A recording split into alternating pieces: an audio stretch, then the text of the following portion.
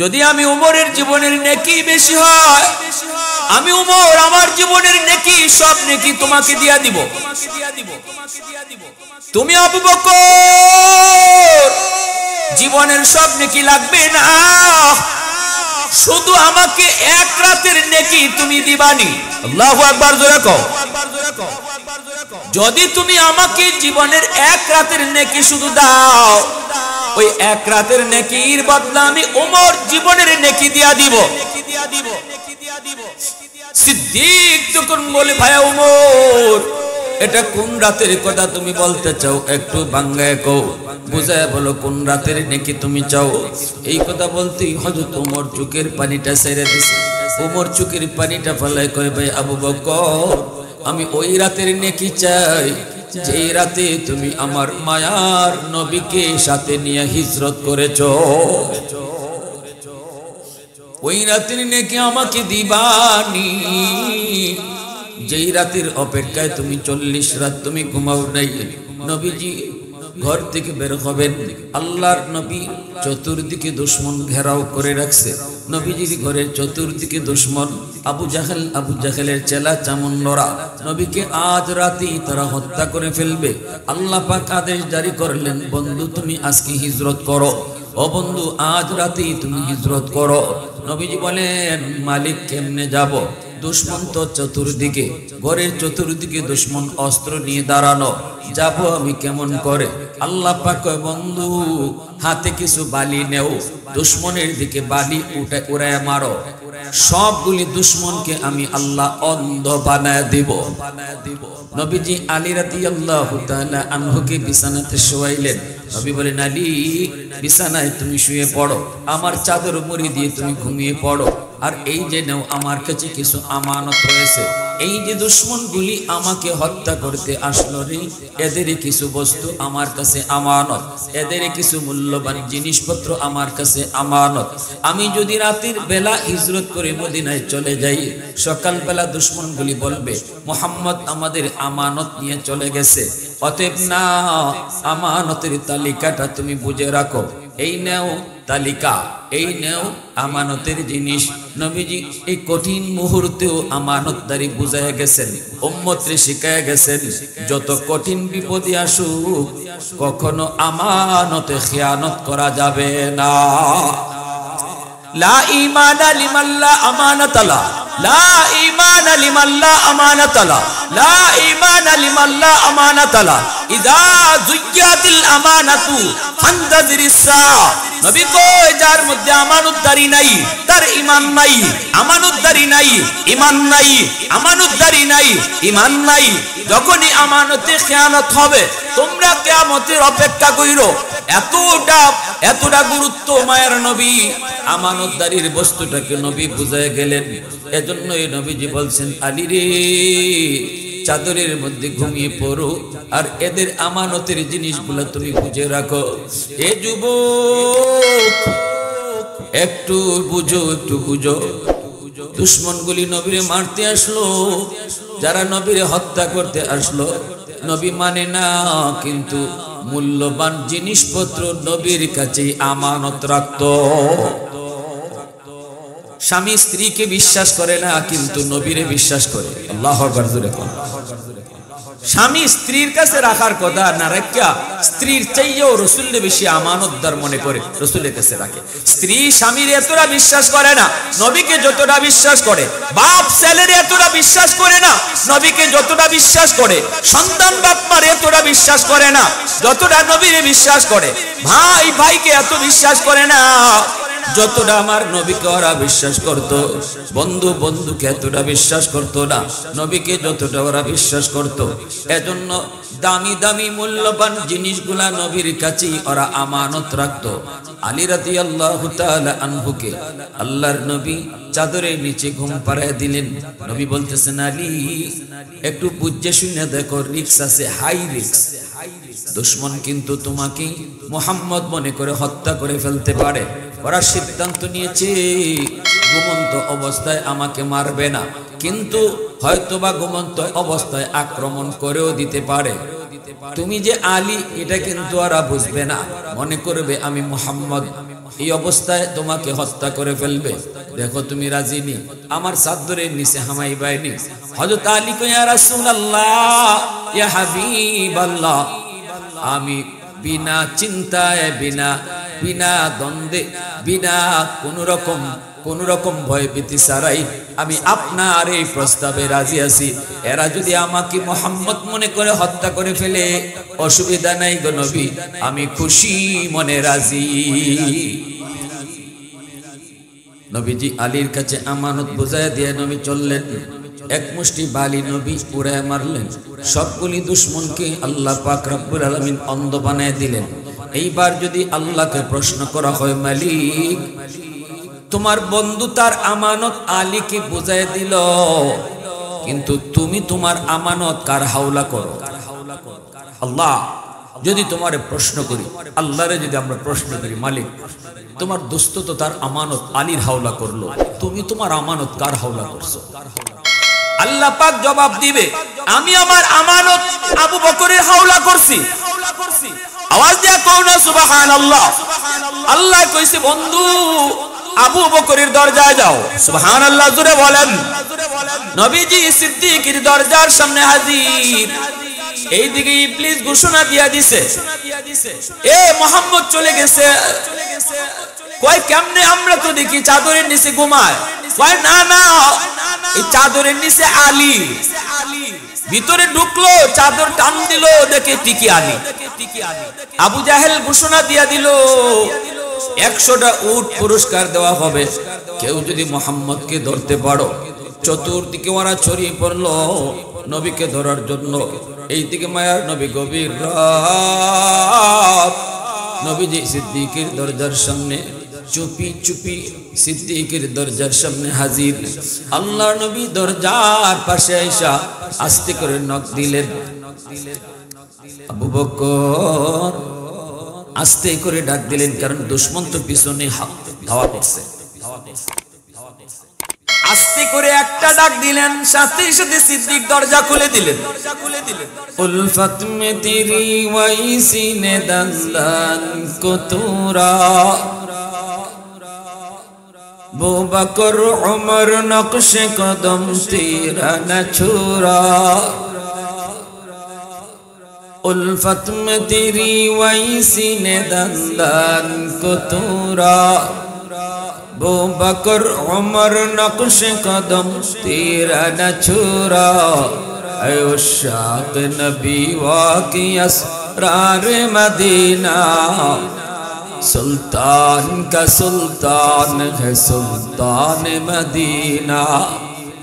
सरकार का सरकार है सरकार मदीना, गुलजार का गुलजार है गुलजार मदीना। अल्लाह ने मक्का ही में ये काबा बनाया, इस काबा का काबा तेरी मरकद को बनाया। अल्लाह ने मक्का ही में ये काबा बनाया, इस काबा का काबा तेरी मरकद को बनाया। ऐसा लम्हा जी चले जा राह मदीना, सुल्तान का सुल्तान है सुल्तान मदीना। सरकार का सरकार है सरकार मदीना, गुलजार का गुलजार है गुलजार मदीना।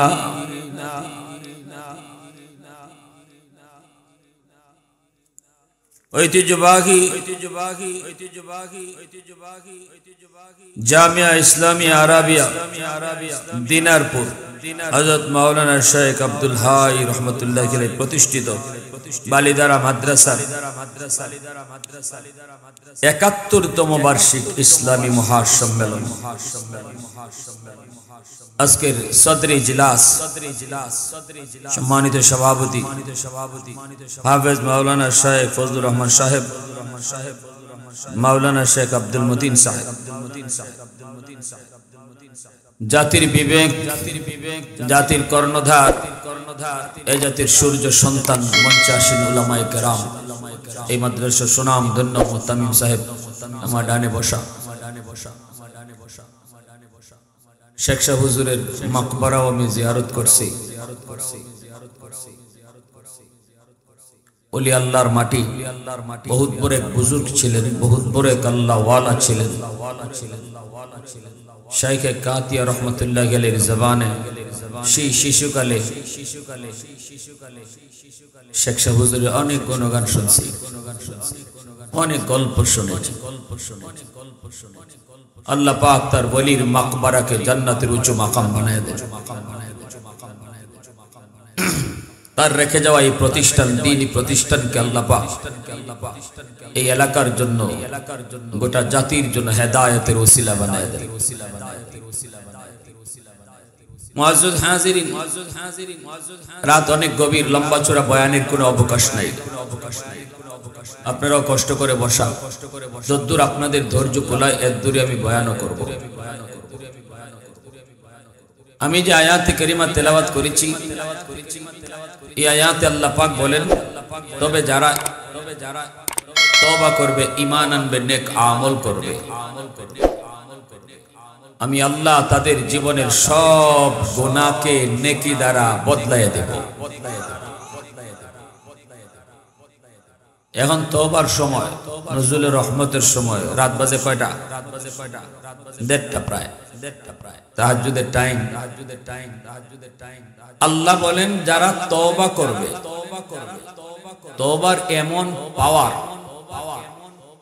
তওবার কারণে তওবাকারীর গুনাহ শুধু আল্লাহ মাফ করেন, এটা বলেন নাই, বলছেন তওবা করলে তওবাকারীর গুনাহ যে পরিমাণ, এই পরিমাণ নেকি দ্বারা আল্লাহ বদলায় দেন। গুনাহ যদি পাহাড় পরিমাণ হয়, তওবার খাতিরে আল্লাহ পাহাড় পরিমাণ নেকি বানায় দিবেন।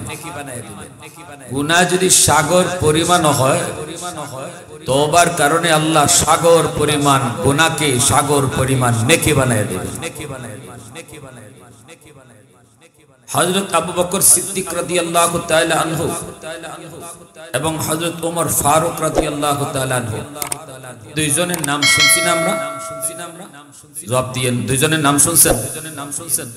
এই দুজন ইসলামের প্রথম দুই খলিফা।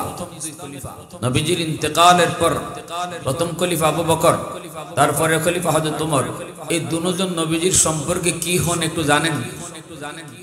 আছেন এখানে কেউ এমন জানার যে আপনারা সামনে থেকে বলবেন? আলেমরা ছাড়া, পাবলিকের ভিতর থেকে একজন বলেন কি হন?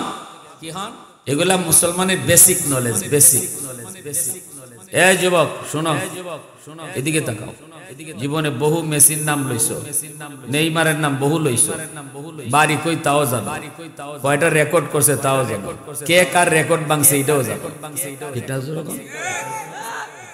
কিন্তু আবু বকর সিদ্দিক নবীজির সম্পর্কে কি, হযরত ওমরের সাথে নবীজির সম্পর্ক কি, এটা যদি না জানো তো তোমার কপাল ফুটছে, ঠিক কিনা? জোরে বলো। এই দুইজনই নবীজির শ্বশুর। নবীজি কি হন? জোরে বলেন। নবীজি জামাই, আর এই দুইজন নবীজির শ্বশুর। আবু বকর সিদ্দিক রাদিয়াল্লাহু তাআলা আনহুর মেয়ে আম্মাদান আয়েশা সিদ্দিকা রাদিয়াল্লাহু তাআলা আনহা, নবীজির পবিত্র বিবি, আমাদের আম্মা জান। আর হযরত ওমর ফারুক রাদিয়াল্লাহু তাআলা আনহুর মেয়ে আম্মাদান হযরত হাফসা রাদিয়াল্লাহু তাআলা আনহা, নবীজির পবিত্র বিবি। তাহলে তারা দুইজনের মেয়ে যদি রাসূলের বিবি হন, রাসূল তাদের সম্পর্কে হইলে জামাই, আর তারা হইলে রাসূলের সম্পর্কে শ্বশুর। মনে থাকবো, মনে থাকবো, মাতে না থাকবো। 1:30 বাজে এদিকে জিমাই গেছেন আপনারা তো। আর পরের যে দুইজন, উসমান আর আলী, হযরত উসমান গনি রাদিয়াল্লাহু তাআলা আনহু আর আলী রাদিয়াল্লাহু তাআলা আনহু, এই দুইজন নবীজির সম্পর্কে কি জানেন? এই দুইজন হইলেন রাসূলের জামাই, রাসূল শ্বশুর। পরের দুইজন জামাই আর নবী শ্বশুর, আর আগের দুইজন শ্বশুর নবী জামাই। মনে থাকবো না ইনশাআল্লাহ? আবু বকর সিদ্দিক রাদিয়াল্লাহু তাআলা আনহু একদিন হযরত উমর ফারুক রাদিয়াল্লাহু তাআলা আনহুকে লক্ষ্য করে বলতেছেন, ভাই উমর, আমি আবু বকরের মন বলে তোমার জীবনের নেকি আমি আবু বকরের চেয়ে বেশি। হযরত উমর বলেন, ভাই আবু বকর, কোন যুক্তিতে, দলিল কি? আপনি হলেন উম্মতের ভিতরে সবচেয়ে বড়, আপনি হলেন উম্মতের মধ্যে সেরা, নবীর পরে আপনার মর্যাদা, সেখানে আমি উমরের নেকি বেশি হয় কেমনে? কোন যুক্তিতে, কোন দলিলে? সিদ্দিক আকবর বলেন, ভাই ওমর, কোন যুক্তি নাই, তবে দলিল আছে। কিসের দলিল? কই কোরআনের আয়াত দলিল। কোরআনে আয়াত। ওমর কই, ভাই আবু বকর, আল্লাহর কোন আয়াতের মধ্যে আমি উমরের নেকির কথা কওয়া হইছে?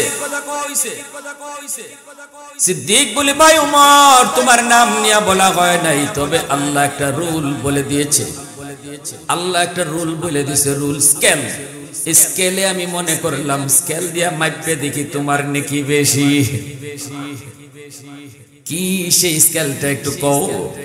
স্কেলটা হলো ইল্লা মান তাবা ওয়া আমানা ওয়া আমিলা আমালান সালিহা ফাউলাইকা ইউবাদদিলুল্লাহু সাইয়্যাতিহিম হাসানাত ওয়া কানাল্লাহু গফুরার রহিমা। এ ভাই উমর, এই আয়াতের ভিতরে আল্লাহ পাক বলেছেন, কেউ যদি ঈমান আনে, আমল করে, তওবা করে, ঈমান আনে, আমল করে, তাহলে এই মানুষটার জীবনের যত গুনাহ আছে সবগুলি গুনাহকে আল্লাহ পাক নেকি বানায় দেন। গুনাহ যেই পরিমাণ হয় এই পরিমাণ নেকি আল্লাহ বানায় দেয়। ও ভাই ওমর, আল্লাহর কোরআনের আয়াত হলো স্কেল। এবার তুমি একটু বলো, তুমি ইসলাম গ্রহণ করার আগে তোমার জীবনের গুনাহ আমি আবু বকরের চেয়ে কম না বেশি ছিল? তোমার কয়, আমার গুনাহ তো বেশি। ইসলাম গ্রহণ করার আগে আমার জীবনের গুনাহ অবশ্যই আপনার চেয়ে বেশি।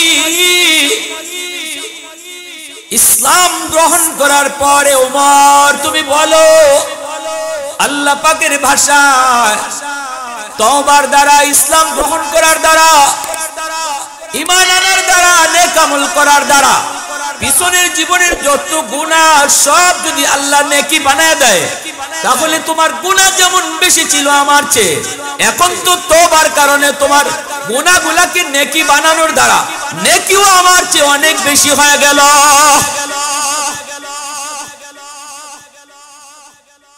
এজন্যই আমি বলেছি তোমার জীবনের নেকি আমি আবু বকরের চেয়ে অনেক বেশি, অনেক বেশি। এই কথা বলতে হযরত ওমর থেমে গেলেন, আর কোনো কথা বলেন না, আর কোনো যুক্তি করেন না, আর কোনো তর্কেও গেলেন না।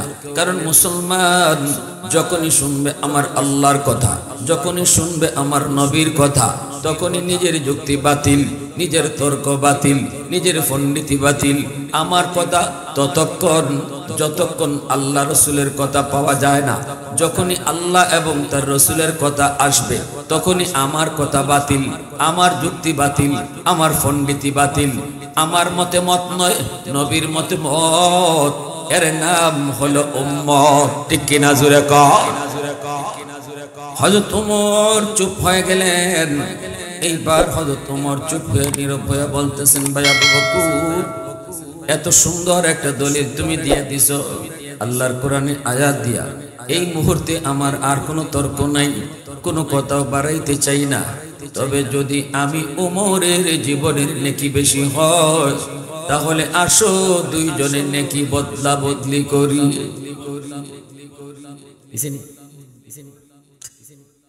যদি আমি উমরের জীবনের নেকি বেশি হয়, আমি উমর আমার জীবনের নেকি সব নেকি তোমাকে দিয়া দিব। তুমি আবু বকর জীবনের সব নেকি লাগবে না, শুধু আমাকে এক রাতের নেকি তুমি দিবানি। আল্লাহু আকবার, জোরে কও। যদি তুমি আমাকে জীবনের এক রাতের নেকি শুধু দাও, ওই এক রাতের নেকির বদলা আমি ওমর জীবনের নেকি দিয়া দিব। সিদ্দিক তখন বলে, ভাই ওমর, এটা কোন রাতের কথা তুমি বলতে চাও? একটু বাংলায় কও, বুঝায় বলো কোন রাতের নেকি তুমি চাও। এই কথা বলতেই হযরত ওমর চোখের পানিটা ছেড়ে দিছে। ওমর চোখের পানিটা ফেলায় কয়, ভাই আবু বকর, আমি ওই রাতের নেকি চাই যেই রাতে তুমি আমার মায়ার নবীকে সাথে নিয়ে হিজরত করেছো। ওই রাতের নেকি আমাকে দিবানি যেই রাতের অপেক্ষায় তুমি 40 রাত তুমি ঘুমাও নাই। নবীজি ঘর থেকে বের হবেন, আল্লাহর নবী চতুর্দিকে দুশমন ঘেরাও করে রাখছে। নবীজির ঘরের চতুর্দিকে দুশমন, আবু জাহেলের চেলা চামুন্ডরা নবীকে আজ রাতেই তারা হত্যা করে ফেলবে। আল্লাহ পাক আদেশ জারি করলেন, বন্ধু তুমি আজকে হিজরত করো। ও বন্ধু, আজ রাতেই তুমি হিজরত করো। নবীজি বলেন, মালিক কেমনে যাব? দুশমন তো চতুর্দিকে, ঘরের চতুর্দিকে দুশমন অস্ত্র নিয়ে দাঁড়ানো, যাব আমি কেমন করে? আল্লাহ পাক কয়, বন্ধু হাতে কিছু বালি নেও, দুশমনের দিকে বালি উড়ায় মারো, সবগুলি দুশমনকে আমি আল্লাহ অন্ধ বানায় দিব। নবীজি আলী রাদিয়াল্লাহু তাআলা আনহুকে বিছানাতে শোয়াইলেন। নবী বলেন, আলী বিছানায় তুমি শুয়ে পড়ো, আমার চাদর মুড়ি দিয়ে তুমি ঘুমিয়ে পড়ো। আর এই যে নাও, আমার কাছে কিছু আমানত রয়েছে। এই যে দুশমনগুলি আমাকে হত্যা করতে আসলো রে, এদের কিছু বস্তু আমার কাছে আমানত, এদের কিছু মূল্যবান জিনিসপত্র আমার কাছে আমানত। আমি যদি রাতের বেলা হিজরত করে মদিনায় চলে যাই, সকালবেলা দুশমনগুলি বলবে মুহাম্মদ আমাদের আমানত নিয়ে চলে গেছে। অতএব না, আমানতের তালিকাটা তুমি বুঝে রাখো। এই নাও তালিকা, এই নাও আমানতের জিনিস। নবীজি এই কঠিন মুহূর্তেও আমানতদারি বুঝায় গেছেন, উম্মতরে শিখায় গেছেন, যত কঠিন বিপদে আসুক কখনো আমানতে খিয়ানত করা যাবে না। লা ঈমানা লিমান লা আমানাতা লা, লা ঈমানা লিমান লা আমানাতা লা, লা ঈমানা লিমান লা আমানাতা লা, ইযা যুয়্যাতিল আমানাতু ফান্তাজিরিস সাআ। নবী কয়, যার মধ্যে আমানতদারি নাই তার ঈমান নাই, আমানতদারি নাই ঈমান নাই, আমানতদারি নাই ঈমান নাই। যখনই আমানতে খেয়ানত হবে, তোমরা কিয়ামতের অপেক্ষা কইরো। এতটা গুরুত্ব মায়ের নবী আমানতদারির বস্তুটাকে নবী বুঝায় গেলেন। এজন্যই নবীজি বলছেন, আলী রে, চাদরের মধ্যে ঘুমিয়ে পড়ো, আর এদের আমানতের জিনিসগুলো তুমি বুঝে রাখো। এ যুবক, একটু বুঝো, একটু বুঝো। দুশমনগুলি নবীরে মারতে আসলো, যারা নবীরে হত্যা করতে আসলো, নবী মানে না, কিন্তু মূল্যবান জিনিসপত্র নবীর কাছে আমানত রাখত। স্বামী স্ত্রীকে বিশ্বাস করে না, কিন্তু নবীরে বিশ্বাস করে। আল্লাহু আকবার, জোরে বলো। স্বামী স্ত্রীর কাছে রাখার কথা না রাখিয়া স্ত্রীর চাইয়েও রাসূলকে বেশি আমানতদার মনে করে রাসূলের কাছে রাখে। স্ত্রী স্বামীর এতটা বিশ্বাস করে না নবীকে যতটা বিশ্বাস করে, বাপ ছেলের এতটা বিশ্বাস করে না নবীকে যতটা বিশ্বাস করে, সন্তান বাপ মার এতটা বিশ্বাস করে না যতটা নবীরে বিশ্বাস করে, ভাই ভাইকে এত বিশ্বাস করে না যতটা আমার নবীকে ওরা বিশ্বাস করত, বন্ধু বন্ধুকে এতটা বিশ্বাস করত না নবীকে যতটা ওরা বিশ্বাস করত। এজন্য দামি দামি মূল্যবান জিনিসগুলা নবীর কাছেই ওরা আমানত রাখত। আলী রাদিয়াল্লাহু তাআলা আনহুকে আল্লাহর নবী চাদরের নিচে ঘুম পাড়ায় দিলেন। নবী বলতেছেন, আলী একটু বুঝে শুনে দেখো, রিস্ক আছে, হাই রিস্ক। দুশমন কিন্তু তোমাকে মুহাম্মদ মনে করে হত্যা করে ফেলতে পারে। ওরা সিদ্ধান্ত নিয়েছে ঘুমন্ত অবস্থায় আমাকে মারবে না, কিন্তু হয়তোবা ঘুমন্ত অবস্থায় আক্রমণ করেও দিতে পারে।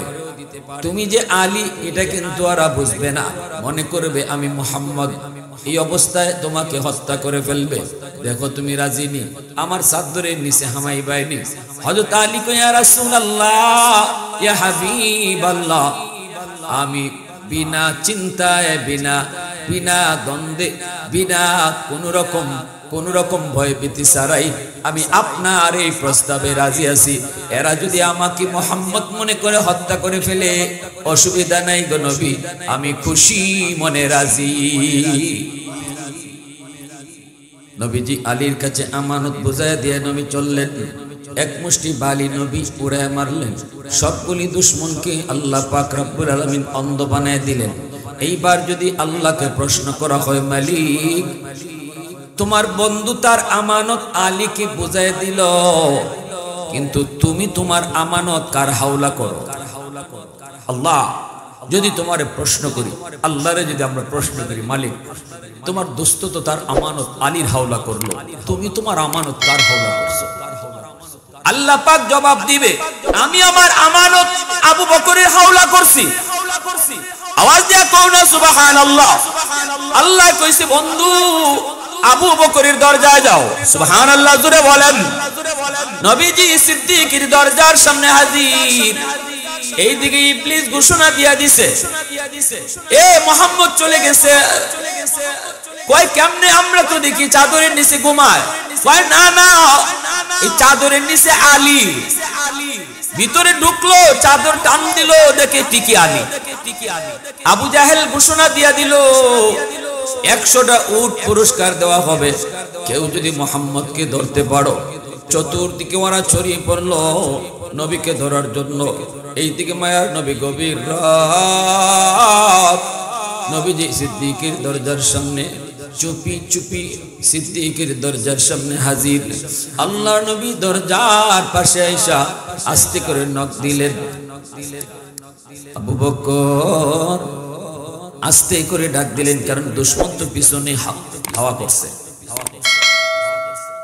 আস্তে করে একটা ডাক দিলেন, সাথে সাথে সিদ্দিক দরজা খুলে দিলেন।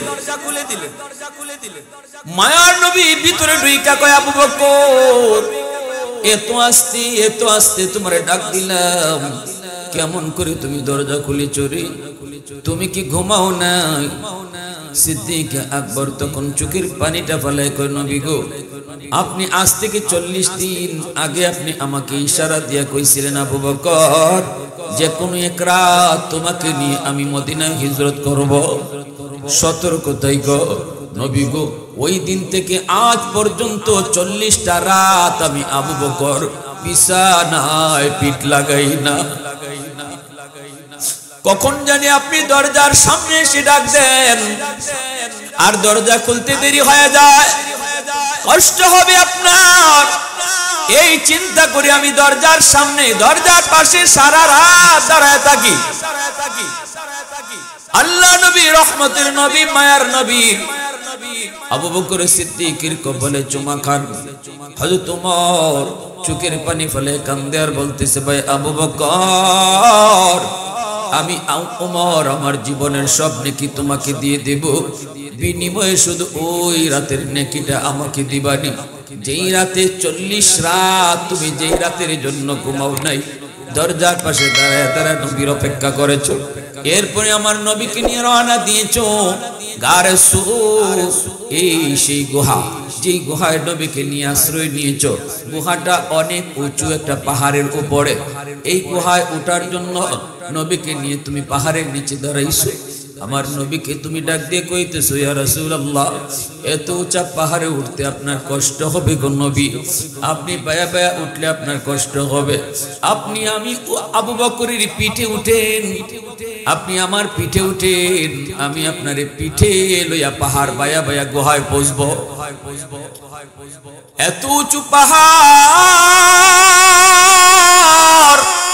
একা একা উঠতে যেখানে এত কষ্ট, সেখানে তুমি দু জাহানের বাচ্চারে নিজের পিঠে তুইলা পাথর বায়া বায়া সেই গুহায় গিয়া পড়ছো। আল্লাহু আকবার জোরে কও।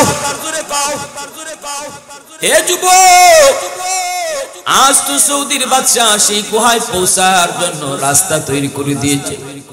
মাঝে মাঝে রাস্তার মাঝে মাঝে দোকানও বসাইছে। কেউ জুস খাইতে চায়, জুসের দোকানও আছে, পানির দোকানও আছে। কতবার কতজনের পানি তৃষ্ণা লাগে, গলা শুকায় যায় রাস্তা করে দেওয়ার পরেও। কিন্তু সেই সময় তো কোনো রাস্তা ছিল না। পাথরের উপরে পাড়া দিয়ে দিয়ে সেই গুহায় পৌঁছতে হয়েছে। সিদ্দিক আকবর আমার নবীকে নিজের পিঠের মধ্যে তুইলা এই পাথরে পা দিয়া দিয়া গুহায় গিয়ে পৌঁছলেন। সিদ্দিকের পিঠে উঠছে দুজাহানের বাদশা। মায়ার নবী যখন যার পিঠে উঠছেন সেই সবার আগে চলে গেছে। বুরাকের পিঠে নবী উঠছেন, বুরাক সবার আগে চলে গেল। আবু বকরের পিঠে নবী উঠছেন, আবু বকর উম্মতের মাঝে সবার আগে চলে গেল। सिद्दीक तेरा नाम से इस्लाम रहेगा, सिद्दीक तेरा नाम से इस्लाम रहेगा, दुनिया की सदाकत में तेरा नाम रहेगा, दुनिया की सदाकत में तेरा नाम रहेगा, फारूक तेरा नाम से इस्लाम रहेगा, दुनिया की अदालत में तेरा नाम रहेगा, दुनिया की अदालत में तेरा नाम रहेगा, उस्मान तेरा नाम से इस्लाम रहेगा, दुनिया की सखावत में तेरा नाम रहेगा, हैदर तेरा नाम से इस्लाम रहेगा, दुनिया की शजाअत में तेरा नाम रहेगा, मुआविया तेरा नाम से इस्लाम रहेगा, दुनिया की सियासत में तेरा नाम रहेगा, दुनिया की सियासत में तेरा नाम रहेगा। मुसलमाনের आवाज़े बोलो अल्लाहु अकबर, आरे कुजुर अल्लाहु अकबर। হয়তো তোমার ডাক দেয়া কই ভাই আবু বকর, গুহার মুখে পৌঁছে তুমি নবীকে আগে ঢুকতে দাও নাই। আমার মায়ের নবীকে তুমি গুহার মুখে দাঁড় করে রাখছো, আর নবীকে বলছো নবী গো আপনি আগে ঢুকেন না।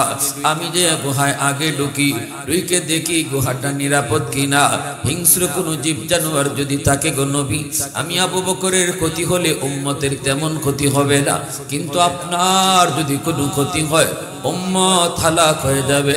ইয়া রাসূলুল্লাহ আপনি মুখে একটু দাঁড়ান। নবীর গুহার মুখে দাঁড় করে তুমি যে আগে ঢুকছো, সবগুলি গর্তের মুখ পাগড়ির কাপড় সিরা সিরা গর্তের মুখগুলা বন্ধ করেছো। গর্তের থেকে যদি সাপ বের হয়ে নবীর ক্ষতি করে, একটা গর্তের মুখ বন্ধ করার মতো কাপড় সে সময় ছিল না। ওই গর্তের মুখটা নিজের পা দিয়ে আটকায় রাখছো। আল্লাহু আকবার জোরে বলো। সাপ যদি থাকে আমার নবীর যেন কোনো ক্ষতি না হয়। আমি আবু বকরের পায়ে কামড় দিলে কামড় দিক, তবু আমার নবীর যেন ক্ষতি না হয়। নিজের পা দিয়া সেই গর্তটা তুমি আটকায় রাখছো। এরপরে মায়ের নবীরে তুমি ডাক দিয়েছো, ইয়া রাসূলুল্লাহ ভিতরে আসেন গো নবী। আমার নবী মায়ার নবীরে ভিতরে ঢুকায়া তুমি নিজের ওরাতে ঘুম পাড়ায় দিছো। নবীরে বলতেছো ইয়া রাসূলুল্লাহ আপনি ঘুমান গো নবী, আপনার কষ্ট হয়েছে, অথচ ঘুমের প্রয়োজনটা তোমার বেশি ছিল ভাই আবু বকর। 40টা রাত তুমি ঘুমাও নাই, তোমার ঘুমের প্রয়োজনটা বেশি ছিল। নিজে না ঘুমাইয়া দু জাহানের বাচ্চারে ঘুম পাড়াইছো। কোথায় কই নিজের উড়াতে ঘুম পাড়াইছো। দু জাহানের বাচ্চা তোমার উড়াতে ঘুমাইতেছে। আল্লাহু আকবার জোরে কও।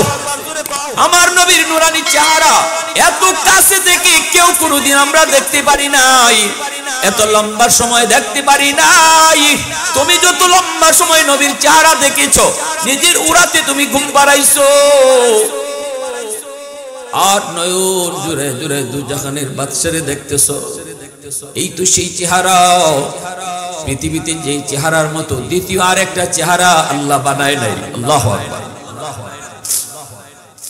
যেই পা দিয়া গর্তের মুখ আটকায় রাখছো, ওই গর্তেই ছিল সাপ, বিষাক্ত সাপ তোমারে কামড় দিল।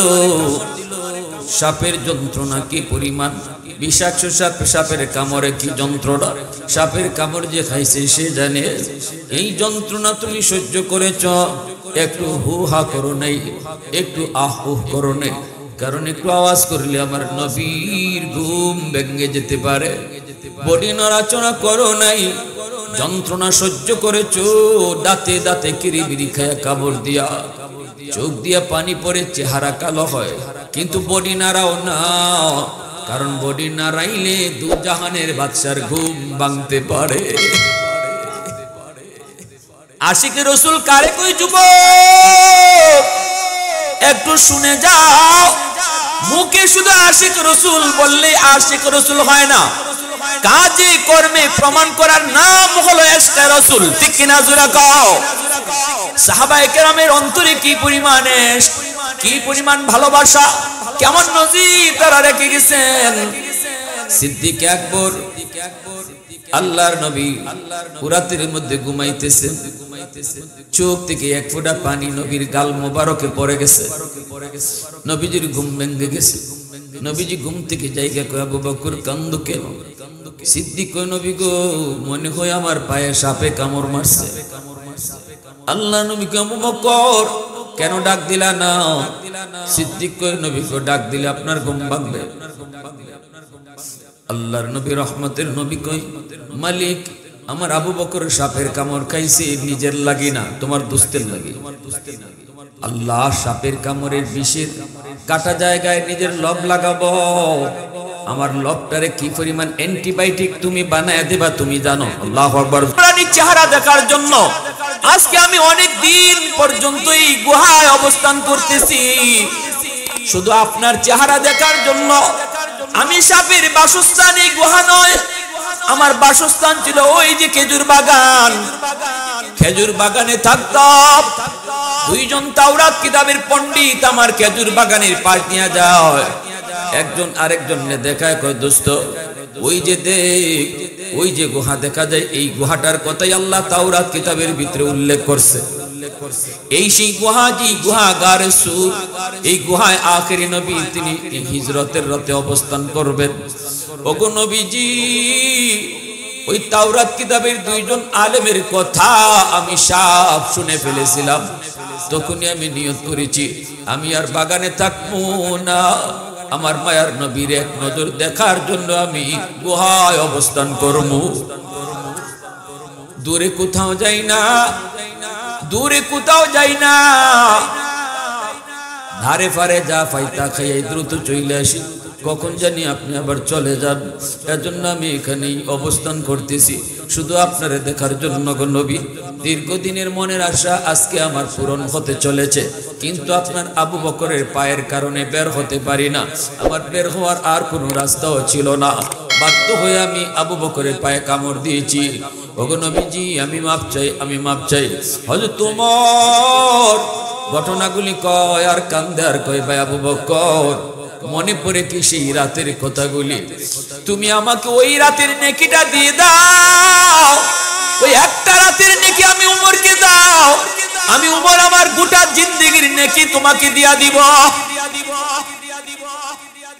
সাহাবায়ে কেরামের ভিতরে আমল নিয়ে প্রতিযোগিতা ছিল, আর আমাদের ভিতরে প্রতিযোগিতা হলো কার কয় কি পরিমাণ জমি জমা আছে, কার কি পরিমাণ দুনিয়া সম্পদ আছে।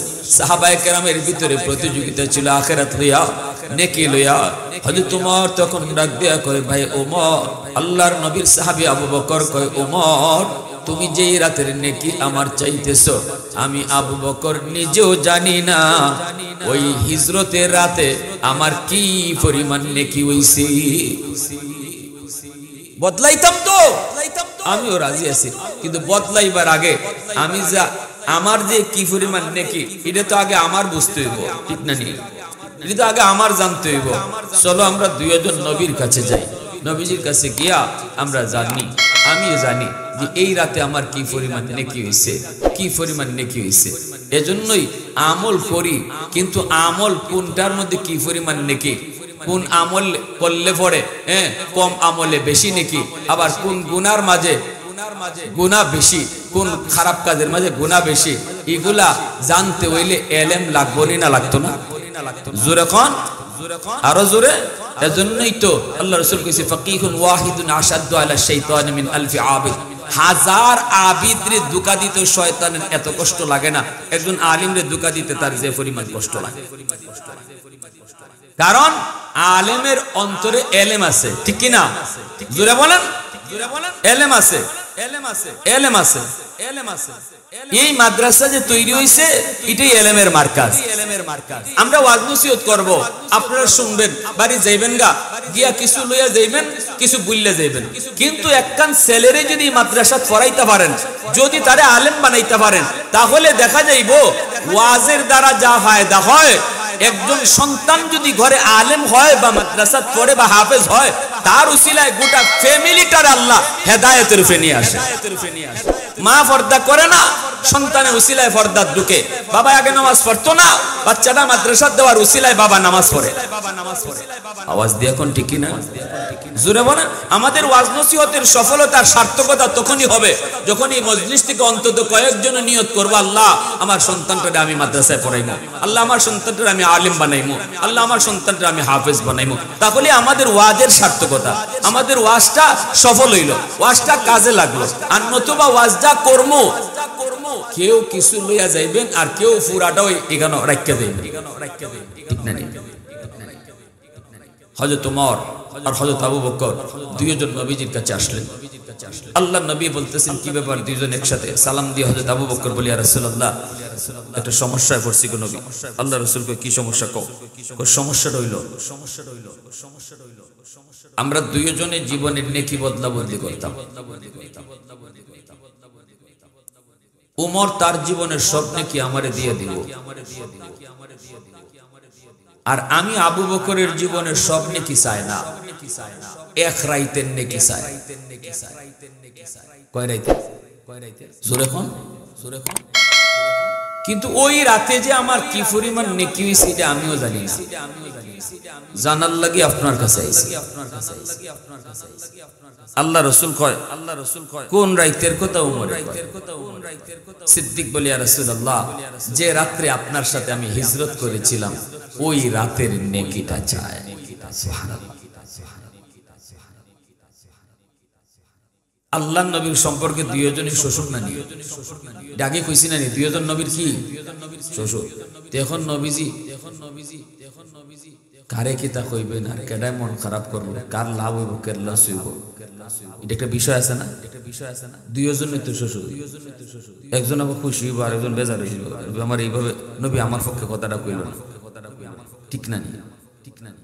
সিদ্দিক হলেন নবীজির শ্বশুর, উমরও শ্বশুর। পরিবার জীবন ব্যবস্থা আল্লাহ রাসূল কিভাবে চালাইছেন? আম্মাজানের সাথে আল্লাহ রাসূলের মাঝে মাঝে টুকটাক বাজাবাজি ওইতো না, যে তা না, ওইতো। কিন্তু বউর সাথে জামাই বউয়ে বাজাবাজি ওইলে পরেও কেমনে কিতা করন, এটাও রাসূল শিখাই গেছেন। স্বামী স্ত্রীর ভিতরে মহব্বত থাকবো, ভালোবাসা থাকবো, মান অভিমানও থাকবো। এর অর্থ এই না বউয়ে রাগ করলে তারে বাংলা গাইল দিতে হয়, বউয়ে কোনো ভুল করলে পরে লাডি লইতে হয়, এটা না। ভুল হইতে পারে, রাগ হইতে পারে, এর অর্থ এই না যে তালাক দেওয়া শুরু করতে হয়। আমরা তো আইয়া যদি বন থেকে আইয়া দেখি ভাত গরম না, তাইলে মুখ দিয়ে তালাক খাই। এক জমানায় এমন ছিল, এরকম দেখছি কথায় কথায় তালাক দিলাই। তো আলহামদুলিল্লাহ এগুলো এখন কমছে, তাও উলামায়ে কেরামের হরকতের কারণে, ঠিক কিনা? এখন আমি ছোটবেলায় দেখছি জামাইয়ে বউরে এক বাড়ি থেকে আরেক বাড়িতে লইয়া গেছে ফিটাইতে ফিটাইতে, এটা এখন নাই আল্লাহর রহমতে, ঠিক না? হ্যাঁ, আম্মাজানের সাথে নবীজির একটু বাজাবাজি হইছে। রাসূল তো খুব মায়া করতেন আম্মাজান আয়েশা সিদ্দিকা রাদিয়াল্লাহু তাআলা আনহা। একটু বাজাবাজি হইছে, নবীজি কইতেছেন, আয়েশা তুমি ঠিক না আমি ঠিক, আমার কথা ঠিক না তোমার কথা ঠিক, তুমি রাইট না আমি রং, আমি রাইট, এটা বুঝন কেমনে? আম্মাজান কয় আমি রাইট, আল্লাহ রাসূল কয় না না আমি রাইট, আম্মাজান কয় জি না আমি রাইট। এখন দুইজনেই যদি রাইট রাইট কয়, তাহলে এই অবস্থায় আরেকজনে মাঝখানে বিচার করণ লাগেনি না লাগে না? আল্লাহ রাসূল কইতেছে, আয়েশা তর্ক করে লাভ নাই, এক কাম করো, বিচারক একজন ডাকি। আম্মাজান কয় ঠিক আছে, আপনি বিচারক ডাকেন। রাসূল কয় কারে আনতাম? তোমার আব্বারে আনবে। আম্মাজান আয়েশা সিদ্দিকার আব্বা কেডা? ভাবলি কি ডরাই বা আমার আল্লাহ কোনটা কই মরি আমার ফেস লাগে। আপনি কইলে কি ভুল কইলে কি জেল লই যাব? পুলিশ খার হইছি কেন? এখান তো পুলিশ খার হইছে না, ভুল হইলে হইব, অসুবিধা। আম্মাজান আয়েশা সিদ্দিকার আব্বা কেডা? আল্লাহ রাসূল কইতেছে আয়েশা তোমার আব্বারে বিচারক ডাকি। আম্মা জান খুশি, ঠিক আছে আব্বারে আনে। কি করেন, এটা তো সব বউ আনতে খুশি থাকবো, ঠিক না? বউ যদি শুনে যে আমার আব্বাই আইতেছে বিচার করার লাগে, তাইলে তো বউ মহা খুশি, কারণ আব্বা তো আমার পক্ষ লইয়া কথা কইবই, মনের ভাবটা হইল। আল্লাহ রাসূল আবু বকর আনছেন, আন্নার অভিযোগ করেছেন আবু বকর একটা বিচার করতে হয় তোমার। আয়েশার সাথে আমার একটা বিষয় নিয়ে বাজাবাজি হয়েছে, বিচার করতে হয় তুমি। এটাও একটা বিশিক্ষণীয় বিষয়। স্বামী স্ত্রীর ভিতরে যদি এমনই কোনো ঘটনা ঘটে যেটা বিচারের পর্যায়ে জায়গা, তখন নিয়ম হইল পরিবারের ভিতর থেকেই সালিশি বইতে হয়, বাহির থেকে লুকানোর নাই। ঠিক কিনা? জোরে মাতুন কেন? বাহিরের লোকে আইয়া চাইব আরো বাড়াই দিত, ঠিক না? এজন্য সংসার টিকায় রাখার নিয়ত থাকলে পরিবারের লোক লইয়ই মীমাংসা বইতে হয়। তো রাসূল কইতেছে আবু বকর বিচার করবার লাগি তোমার আনছি, তুমি বিচার করবা কেডা রাইট আর কেডা রং। নবীজি কইতেছেন আয়েশা বিচার তো বিচার করব, এর আগে তো স্টেটমেন্ট দেওয়ার লাগে দুইজনেরই। তোমার কথা তুমি কো, আমার কথা আমি কইব। তবে কেডা আগে কইতো? তুমি আগে কইবা না আমি আগে কইতাম? আম্মাজান তখন কইতাছেন কি, আপনি ওই কইন, তবে যা কইবেন সত্য কইবেন। লাগছে নি ফেস্টা? এটা হলো অভিমানের কথা। কথাটা আগেরটা ভালোই আছিল, আপনি ওই আগে কইন, কিন্তু ওই যে একটু রাগ আছে, একটু অভিমান আছে, এই কথার লাগে কইলেছেন যা কইবা হাসা কইবা। কথাটা নবীজি ওজন করে লিছেন, কিন্তু আবু বকর ওজন করতে পারছেন না। কেমনে ওজন করবা? রাসূলের কত বড় আশিক, মেয়ে হইছে দেখে ওজন করে লিবা। সিদ্দিক তো হজম করতে পারলেন না, কইলি কি তুই আমার রাসূল রে, তুই এটা কইলি কি? কইলিটা কি তুই? যা কইবেন সত্য কইন। যে রাসূল জীবনে মিথ্যা বলেন নাই। আবু জেহেল, উতবা, সায়বা নবীরে মানে না, কিন্তু নবী মিথ্যাবাদী এই কথা বলার সাহস করছেন, ঠিক না?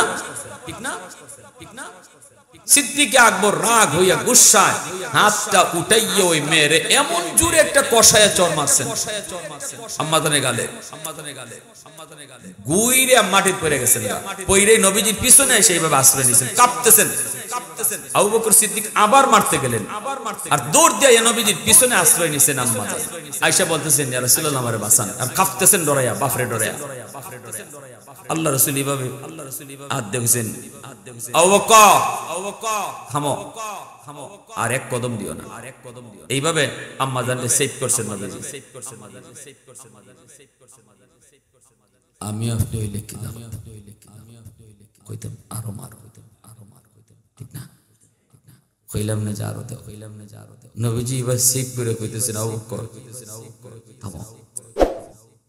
আল্লাহ নবীর চেহারা লাল হয়ে গেছে গুসায়। নবী বলতেছে আবু বকর তোমার বিচার করতে আনছি, তো মারতে আনি নাই। মারছো কেন? হাত উঠাইছো কেন? বের হও, বিচার লাগবে না তোমার, বের হও। সিদ্দিক আকবর সাথে সাথে মাথাটা নিচে দিয়ে রুমতে বের হয়ে গেছেন। আল্লাহ রাসূল ঘুরে দাঁড়িয়ে নবীজি মুস্কি হাসি দিয়ে দিয়েছেন। আম্মাজানের পাশে আম্মাজান আইসে দিয়েছেন, দুইজনে হাসি শুরু করে দিয়েছে। আর এই হাসি আবার আবু বকর রাদিয়াল্লাহু তাআলা বাহির থেকে শুনিয়া আবার ভিতরে হামাইছেন। কোন এটা কোন জাতের বিচার? আমার রাসূল কি আদর্শ রাখিয়া গেছে। সমাজে তালাকের সংখ্যা বাইরে গেছে, কুস্তা হইতে না হইতে তালাক, 14 গোষ্ঠী লইয়া সুরে তালাক, তোরে তালাক, তোর মারে তালাক, তোর হরিরে তালাক। এরপরে কিতা হুজুর রাগের মাথা তালাক বেলাইছে, তাড়াতাড়ি একটা বাউ করে তালাক। টিহা লাগলে 5000 দিন, লাগলে 5 লাখ দিন। বুঝা যায় তালাক এটা কিনতে বেচা কিনা করুন যায়। আর টেলিভিশন মার্কা কিছু হুজুর আছে, ইতা এখন মুখে তালাক দিলে তালাক হয় না, লিখিত তালাক দেওয়া লাগে। ইতার দ্বারা জায়গাকে 500 টাকা দেয়, হইছে না, গড় করতেছে, জিনা হইতেছে, জিনায় ভরপুর সন্তান, অবৈধ সন্তান হইতেছে। আরে ভাই নেক্সট সুরতে জিনা হইতেছে, সমাজ ভালো থাকবো কি করে? কৌজুর আগের মাথায় তালাক দিলাইছে, তালাক কিন্তু মানুষ আস্তে আস্তে দেয় না। তুমি যে রাগের মাথায় তালাক দিলাইছো, তালাক তো দেয় রাগের মাথা, রাগের মাথায় তালাক দিছি, এটার অর্থ কি? দিছই যখন হুশ নাই তোমার, একটা দুইটা দিয়া বন্ধ করতে হয়, 3টা 4টা 5টা 10টা হেরে শহর মারে সহ এখন কেন লাগে আইছো আবার মিলাই দিবার লাগে। এজন্য আল্লাহ রাসূল মীমাংসার সুরত দেখায় গেছে। দেখেন আল্লাহ রাসূলের বাদাবাজি হইছে না, কিন্তু দেখেন কি সুন্দর মীমাংসা করছে। সিদ্দিক আকবর আসছেন, এসে বলেন ইয়া রাসূলুল্লাহ এখন কি করতাম? কইন আপনি, আমরা দুইজনতে আপনার শ্বশুর লাগে, এখন আপনি কইন বদলাইতাম না বদলাইতাম না? আর আল্লাহ রাসূল কয় আমি কুস্তি হইতাম না, কোনটা কইতাম না, কোনটা কইমো, কার পক্ষে কইমো, কার পক্ষে দেব, কার বিপক্ষে দেব, কে না দিবার, কে খুশি হইবা। তবে যেটা জানতে চাইছো ওই রাত্রে কি পরিমাণ নেকি হইছে, এটা আমি কইতাম পারি। বলি ইয়া রাসূলুল্লাহ এটাই শুধু একটু বলেন গো নবী। এবার আল্লাহর নবী বলতেছেন আবু বকর, ওই এক রাতের নেকি যদি তোমার এক পাল্লায় রাখা হয়, উমর সহ গোটা উম্মতের নেকি যদি এক পাল্লায় রাখা হয়, তোমার এক রাতের নেকির পাল্লা ভারী হয়ে যাবে। একটু আওয়াজ দেয়া কন্যা সুবহানাল্লাহ, আর একটু জোরে সুবহানাল্লাহ। সাথে সাথে আবু বকর সিদ্দিক কয় ভাই ওমর আমি বদলাইতে রাজি না, বদলাইতে।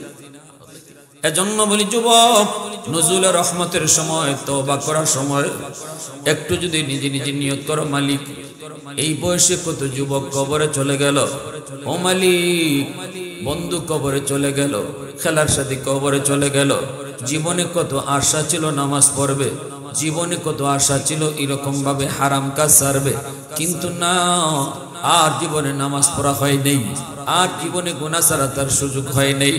আল্লাহ তওবা করেছি, আর জীবনে গুনাহ করব না গো, আর জীবনে নামাজ ছাড়ব না, আর জীবনে বাপ মার সাথে বেয়াদবি করব না, উলামায়ে কেরামের সাথে বেয়াদবি করব না, মুরব্বিদের সাথে বেয়াদবি করব না, আল্লাহ হালাল পথে চলবো।